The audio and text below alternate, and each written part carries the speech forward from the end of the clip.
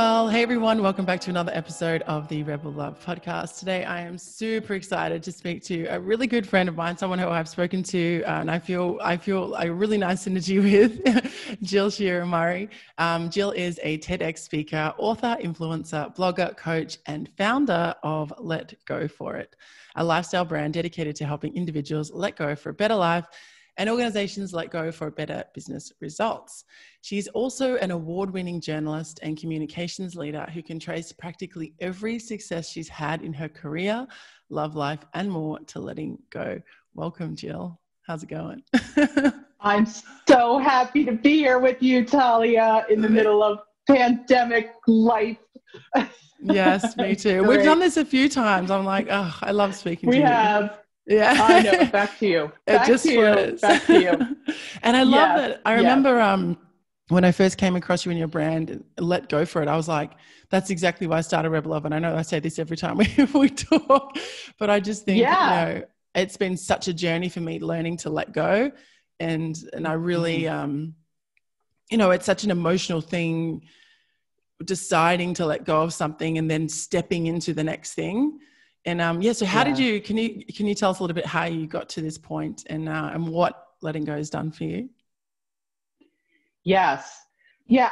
Letting go has been, I can say at the outset, and you've heard me say it a million times, like letting go is painful in the short term and transformational in the long term, every single time. I mean, the whole journey of letting go started when I really didn't even realize it was starting, which was many, many years ago when I was in a long-term relationship with someone who just didn't want what I did. I wanted to get married. He didn't. I stayed for 12 long years until I finally had the largest epiphany in the whole world that I talk about in my book, in my TEDx talk, and finally worked up that courage to say enough and let go of him and the entire life that I had built with him, around him, in the city that I loved.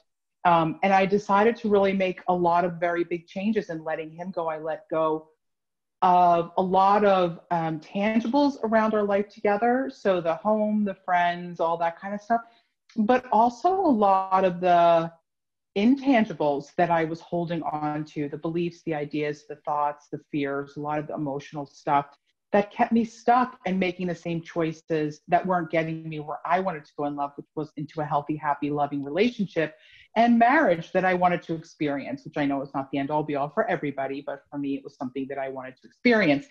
And in doing all of that work, I came up with a process that helped me to get there. And I did wind up meeting a wonderful man, and we've been married for more than 14 years. And I used the process to let go.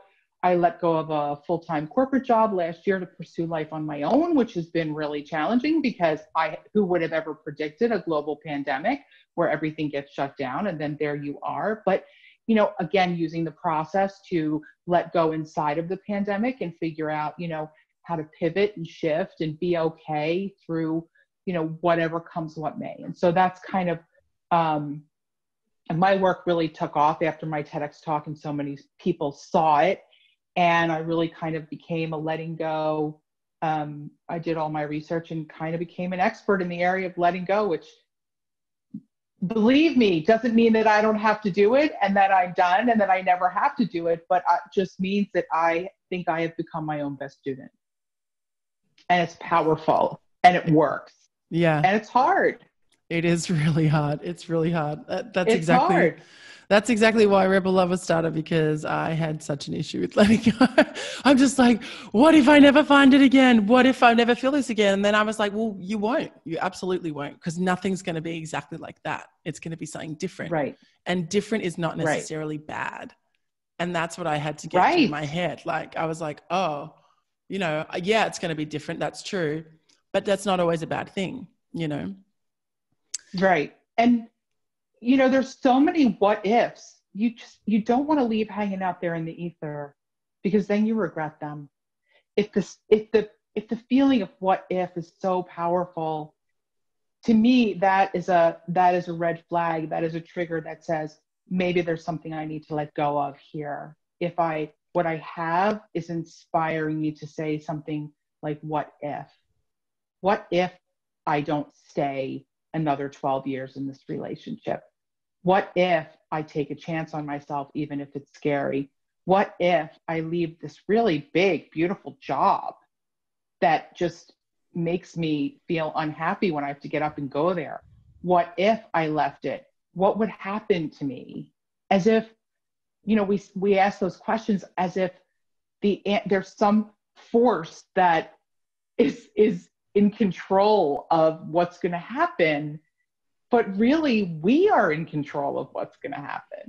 So it's not like what if is going to happen in the world or the universe if I leave my job, or I leave my boyfriend, or I leave something that looks promising, that I want more than anything to be what I want it to be, but may not be. What if? Right.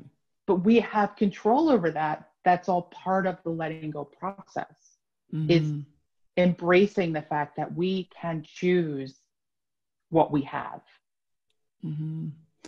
I kind of want to flip that as well. Like, what if I stayed here for another 12 years? Like, would I feel like my soul's wasting away doing the same thing? I remember there's a woman in the village that I grew up in. Well, I say village. Oh, it's because it was called Yarraville Village. So that's why.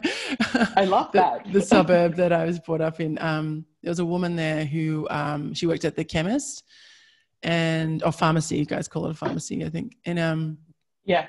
She was literally there for 30 years, and I would go in and I kept thinking every time I went in, she never seemed unhappy. She was just going through the motions. She was like, hey, and she'd walk up, and I saw her aging over the years in this pharmacy, and I was just like, I kept wanting to kind of almost, honestly, if I'm honest, like take her by the shoulders and shake her and say, what are you doing? Like, get out and get a different job. Like, not that there's anything wrong if that's what you want, but I was just like, there's so much out there.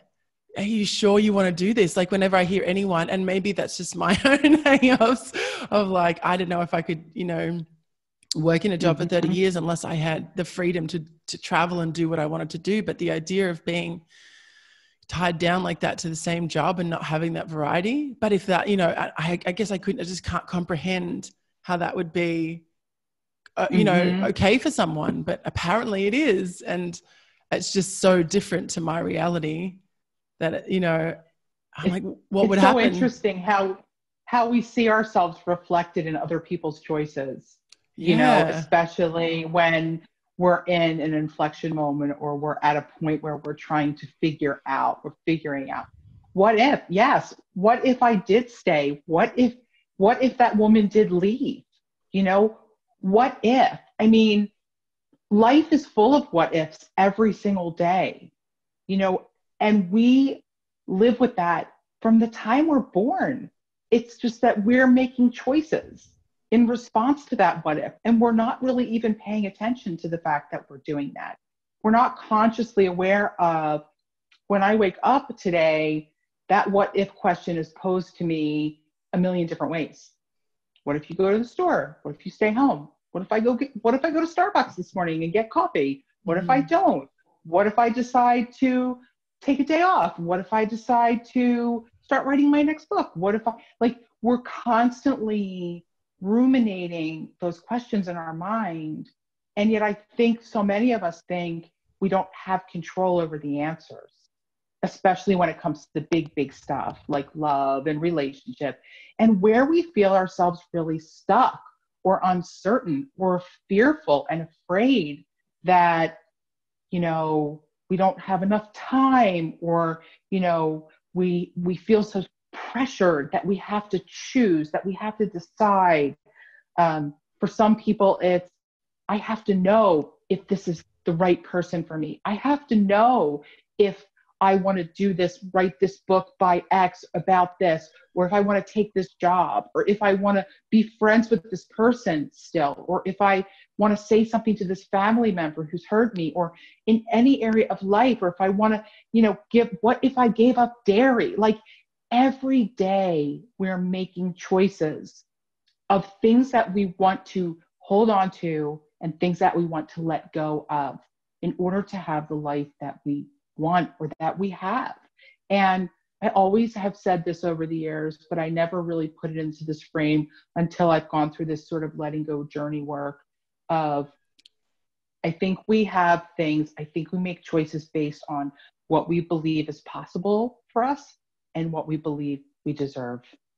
It's one of those two things. And those are our guiding lights. And I just think that's human nature. There's no judgment around that. I just think that's how we're wired. And, you know, unless we stop to actually look at those things and say, oh, I keep bringing these things into my life, or I've been here for 30 years and I want to make a change, but what if this is all I know how to do? What if I quit my job and I don't find another? What if I quit my job and everybody goes into lockdown because all of a sudden there's a global pandemic? What if I'm too old? I'm too old to start over. I'm too old to be a ballerina. I'm too old to do all these things that I want to do.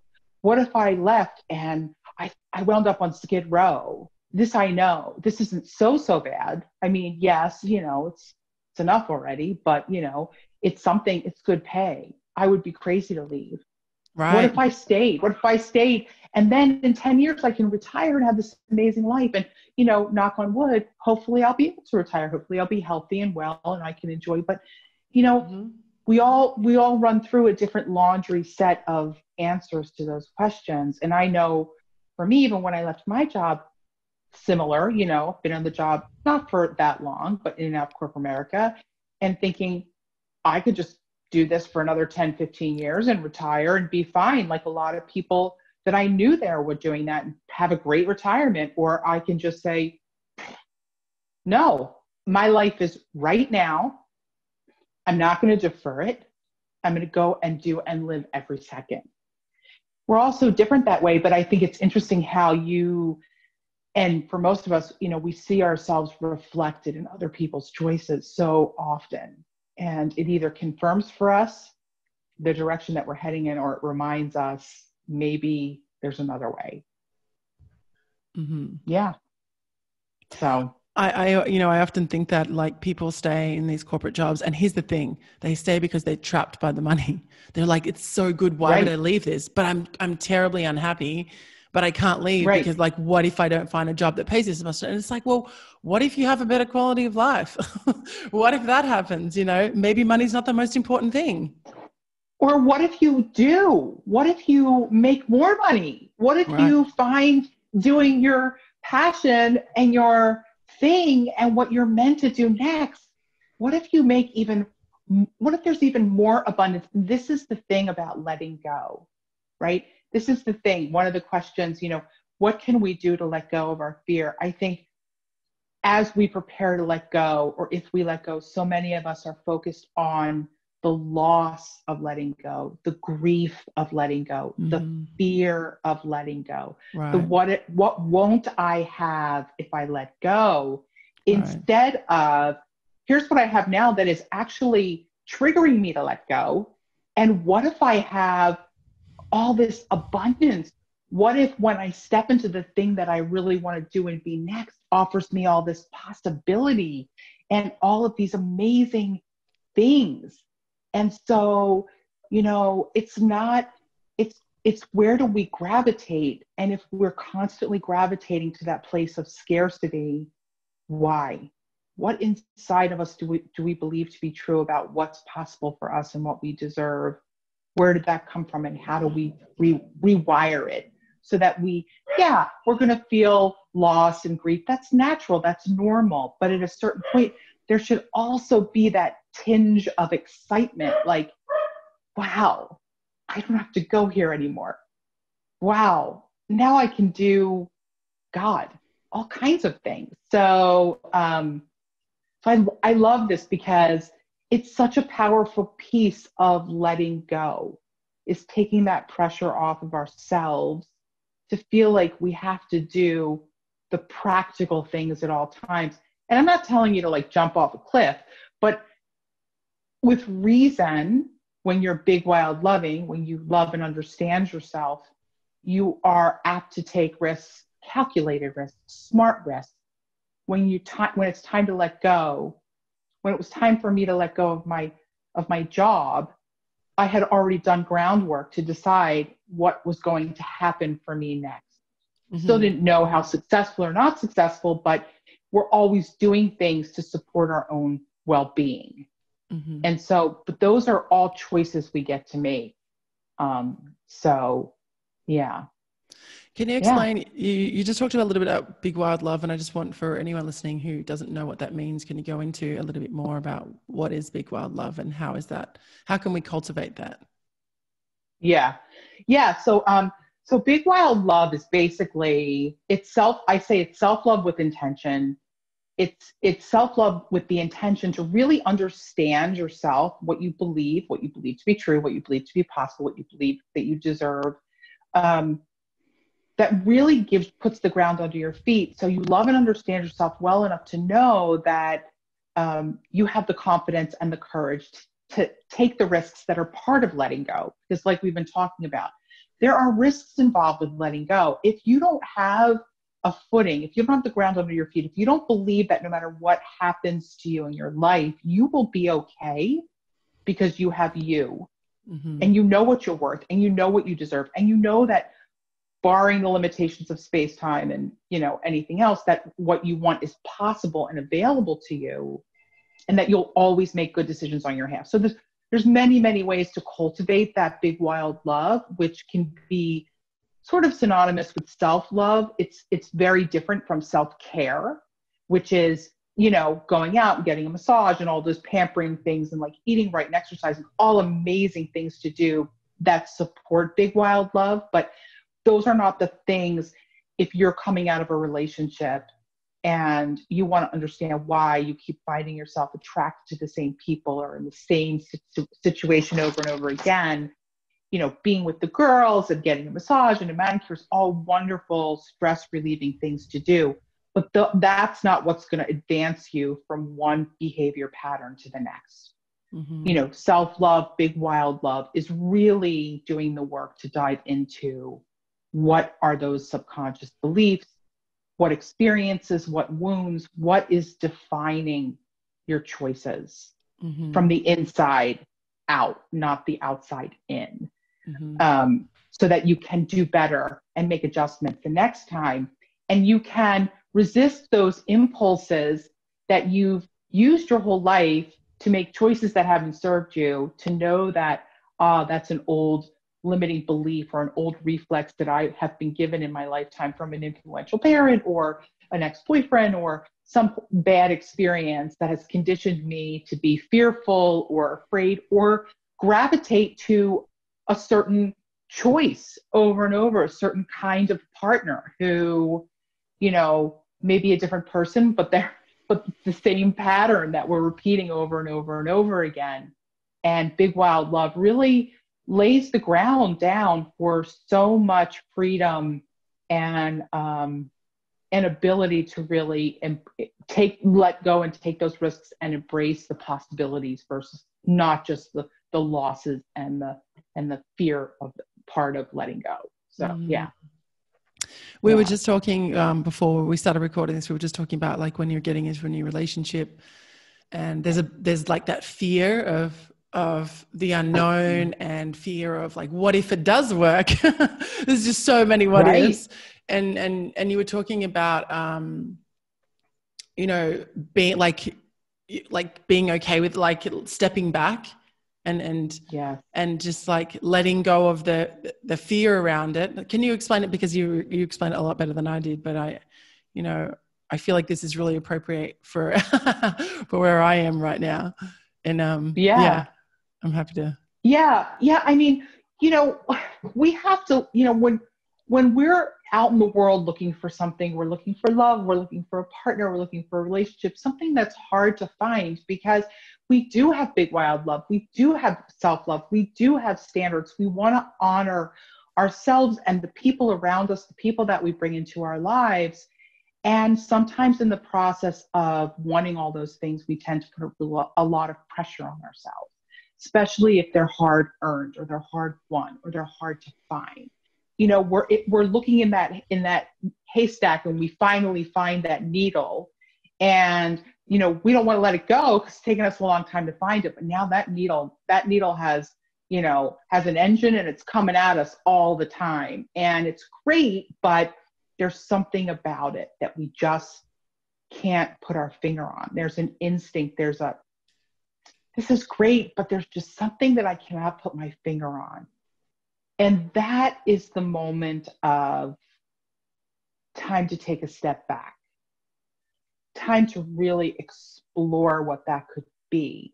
It's not to say that that needle isn't going to be the greatest needle ever, and that's the needle for life, but it might also be saying, this isn't the right thing for me, but there's a reason that I have to be involved in this experience, because being involved in this experience is going to let me get closer to that thing. It's going to move me and advance me a little bit higher up on the rung to finding what's at the top of that ladder. Mm-hmm. And so I'm going to explore it without reasoning and rationalizing in my mind all the reasons why people talk away that instinct, right? I can't find it. I've looked for it. It doesn't exist. If I don't go with the flow with it or do what it wants, I might lose it. I don't want to do that either. I'm really unsure. I'm trying to set boundaries, but maybe now I'm starting to question myself. Like, maybe there's something wrong with me. Maybe I don't want this kind of thing. I say I want it. Maybe this isn't the right thing. But if it isn't the right thing, oh my God, time's passing. It better be the right thing. And, quite honestly, finding love and relationship, being with the right person, really shouldn't be that complicated. Not in the beginning. In the beginning, there should be a sense of ease around what that relationship looks like and how people grow together into a relationship that matches both of their comfort levels. And there shouldn't be those little nagging, can't really put my finger on it, unless it's oh my God, I'm scared. This is so great. I don't want to get hurt again, but I can't wait to be with this person. It just feels right.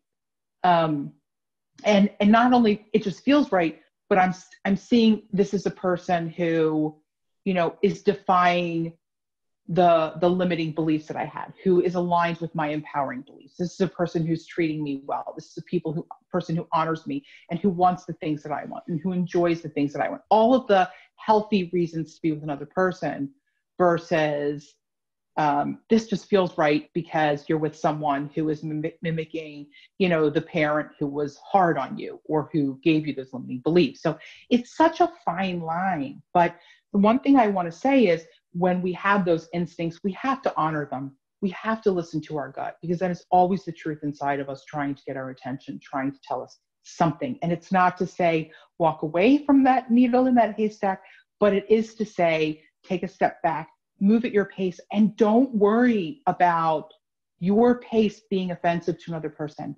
Because if your pace is offensive to another person, that's not your person. Right. I love that. Yeah. Very, very true. And I think it's hard at the start of kind of new relationships, figuring out how that communication is going to work. And some people do sacrifice what works for them or like what's okay with them because they don't want to kind of rock the boat, I guess, or offend. Right. But I guess that kind of sets a precedent for the type of communication level moving forward as well. Like if you can't have that conversation in a really, respectful way and, with grace at the start, then how is it going to happen down the track? That's right. And, and here's the thing. It's not about the other person being wrong for wanting a different pace. Totally. It's not about them being a bad person. It's just the key, the trick is finding someone that wants what you do, when you do, in the way that you do. It seems like it would be an impossible task, but it's really not. But you're right. It does set up the idea that, I don't want to have to hold back because I'm worried about your feelings first. Mm-hmm, mm-hmm, mm-hmm. And again, it's not to say you should be inconsiderate and selfish and not care about another person's feelings. As you go through life with another person, there's going to be times where you're going to pick your battles, as they say. Right. What did Ruth Bader Ginsburg, when someone asked her how she was married for so long, she said something like selective hearing, or, I didn't hear certain things. Like, there's always going to be those compromises, but as you are setting the patterns and the habits in relationship, you have to feel safe enough to be able to say, and when I mean safe enough, I mean that every time you express a need, that person isn't going to leave or walk away or get aggravated or frustrated. Right. That you can voice and say, I need to move at this pace. I understand if you need to move at that pace. If that's your truth, you're not wrong for it. It's just, maybe it's not right. We're not the right people together. Yeah, we're not the right fit. And right. But it's always about, I've coached women and they've said to me, I don't think I could trust another person. And it's like, it's not about trusting another person. It's about trusting yourself.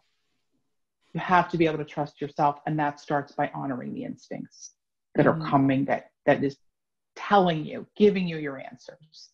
Because if you ignore them, it's like that there's something between you, it's like that lump in your throat. It's like, I can't say it, but it's there, and it doesn't just go away by ignoring it. It's the elephant in the room that the other person has no idea exists unless you talk about it. Right. And that's not fair to the other person. No.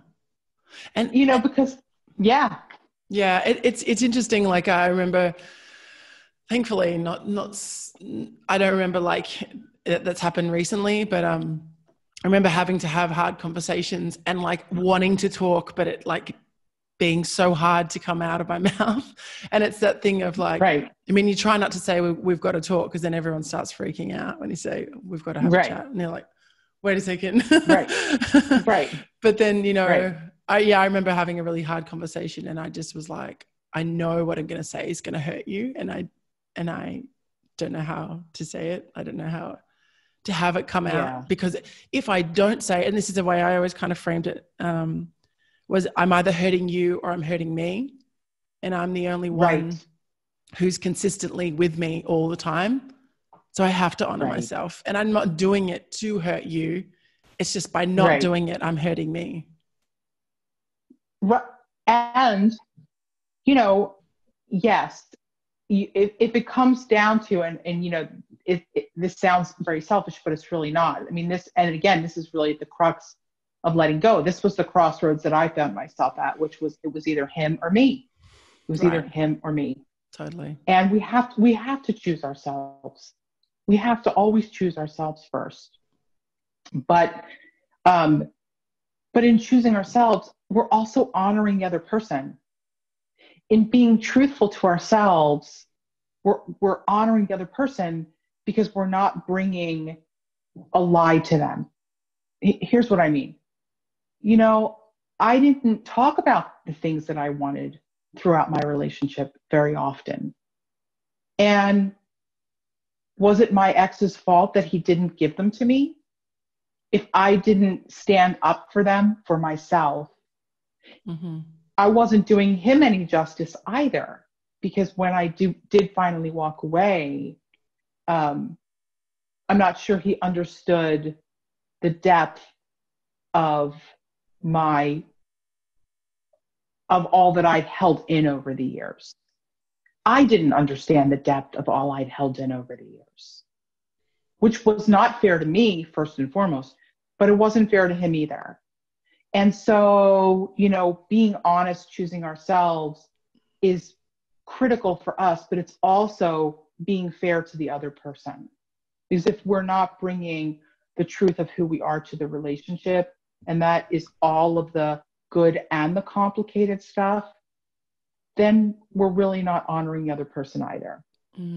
As an aside, not the main reason to do it, but a good reason to do it if you're going to have honorable relationships with anybody, right? Is, being able to do that.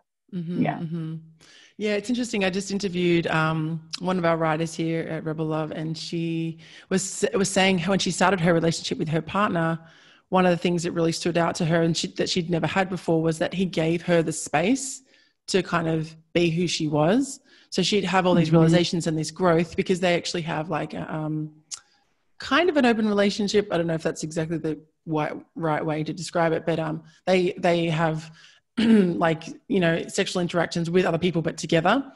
And she said when she was going through that, you know, he just gave her a lot of space to kind of process and go through stuff. And she was like, I just never had anyone hold space for me like that. And I was like, thinking about it, I was like, wow, this guy's like, that's a really amazing skill, like to be able to really hold that space for your partner. And I mean, I hope that she did it for him too. We didn't talk about that, but I'm sure that she did. Otherwise they wouldn't be, you know, working. But I just remember thinking that was really profound for me to hear somebody say it like that. Like, you know, because I always thought about that. Like, I've always thought about this growing up, like everyone always wants to change, right? Okay, we're changing, but then the people that know them most, they still view them as the old them. So it's like, how can people truly change if we don't allow them to change? If we don't give them the space to show us that there's somebody else, you know, it's like you keep putting me in the box of that I was this when I was younger, or I was this a few years ago, but I'm not that person anymore. And I've, you know, and so it's like, now it's up to you to let go of that image of me and to step into the image of me that I am now and that I'm being now. And if they can't, then it's us letting go of them. And it may not be forever, but for the way that we need to for our own well-being is taking that step back from them. So there's any number of ways and areas to let go. It's just endless, which is why it's so important to learn how to do it as a life skill, as a practice, as something that we know how to reach for tangibly, and even in, you know, a ritualistic sort of way, when we're feeling those nudges of restlessness or unhappiness or questioning or chaos or confusion or pressure or any of those things. When we start, you know, questioning where we are in any aspect of our life is right, as we do as human beings, that's just part of what it means as we get older and we mature and we evolve and we change. As life events change us, pandemic is no better scenario. I think every single person in this world would say that 2020 has in some way or another changed them. And so, you know, being able to let go of things that we may not have time to process and think about, but are now in front of us, is really a skill. And it's a practice and a skill that we have to do over and over and over and over and over. There's an awareness that comes with it, and a willingness to see hard things and to do hard things, and to know that in the face of those hard things, we'll always be okay. That's the big wild love piece. That's the foundational piece that sets you up to do to take those risks and to be open to seeing those epiphanies that are hard and that tell us it's time for change. So, it's just a myriad of ways to do it. I love that. Oh my gosh. Well, I feel like you've just tied everything in like a big bow. Yeah. Well, I mean, I remember thinking, I need to start. I remember when I realized I had such an issue with letting go, I was like, okay, I have a real issue with this. And I started talking to people about it, and they were like, oh yeah, I have that too. And I was like, well, how come nobody talks about it? Like, you know, like even, you remember when Marie Kondo was a thing, and everyone was like, and I was like, okay, I'm going to practice this. I bought her book because I was like, I have a problem letting go of everything, right? Particularly relationships, but also like stuff. And then I was like, but I don't want all this stuff. I want to let go of it. So I was like, okay, so thank the thing. and then you're like, kind of like the what if questions, like what would happen if this thing wasn't in my life? I probably wouldn't even notice. So like, let go of the thing, and then let's see what happens. I have a really good friend, my friend Rose. She calls herself Rose Knows Where It Goes. She's a home organizer, and so much more.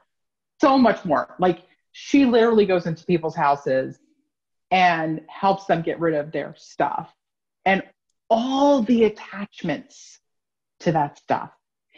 And she'll always say to me, because I'll say to her, I'll be like, Rose, I need to get you in my house. I need to get you to help me get rid of stuff out of my closet. And she's like, when you open your closet and you see things in there that don't fit, that you can't wear, it's like every day you start your day with regret. Every day. How is that serving you? And I'm like, it's brilliant. When we hold on to things that are no longer serving us, all they do is reflect back to us the many ways they're not serving us. And so I love that. I never forgot it. I think it's just so powerful, and really the key to it is just really having a deep awareness of yourself, having a deep awareness of what you believe, and having a deep awareness of what you want, constantly syncing them up. How are those beliefs motivating my ability to get what I want? Are they derailing me? Are they championing me? Are they pushing me forward? Or are they pulling me down?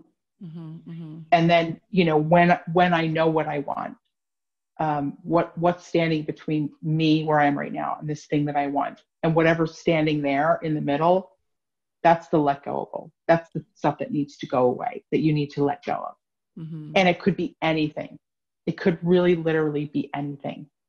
But it's life-changing. It is life-changing. Jill, thank you so much for being here. It has been a pleasure as always. So easy to talk to you. As always. Yes. I'm totally invested in your life, Talia. Totally invested. I feel the same way. It's so easy. So if people want to find out more about you, where can they go? Can you let us know that? They can find me at my website at letgoforit.com or on Facebook or Instagram. I'm not a Twitter girl. I'm just not. I don't know. I hear you. Do what works. Let it go. Yeah, let it go. Yeah, at Let Go For It at Facebook and Instagram. And yeah, I'm happy to hear from everybody who is struggling with letting go. I'd love to hear your stories. So please do reach out. That would be great. Perfect. And I'll put all of the show notes, put all the information that we've spoken about in the show notes. If you go to rebellove.com, EP12, so that is rebellove.com / remember the / EP12, episode 12. Thank you so much again, Jill, and have an awesome evening. You too. Bye. Thanks for listening to the Rebel Love podcast, the podcast about love, sex, relationships, and money. If you like this episode, please support us by subscribing and leaving a review on your favorite podcast platform. And find all the details of this episode and more at rebellove.com / podcast.